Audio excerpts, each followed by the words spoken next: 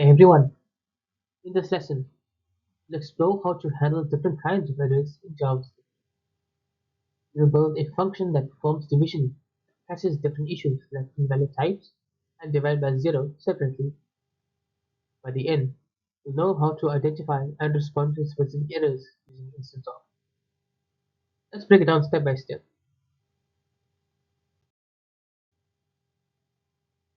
We're writing a function to divide two numbers, but they are two put forms. First, someone might pass a string instead of a number. Second, the divisor might be zero, which we need to guard against. Just try catch and check the error type using instanceof. The function checks types first. If either x or y is not a number, we throw a type error.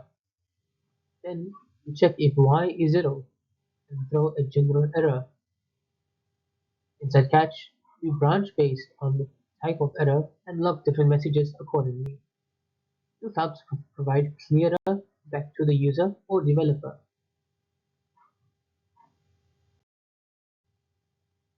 We start by checking that both inputs are a valid number. If that fails, a type error is thrown. If the divisor is zero, we throw a general error. Both cases are handled by a catch block, where we determine the error type. That is how we handle multiple error cases cleanly.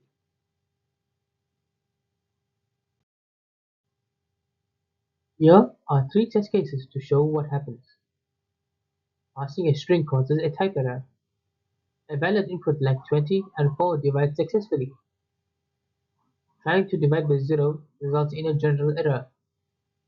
All three are clearly handled with the right message.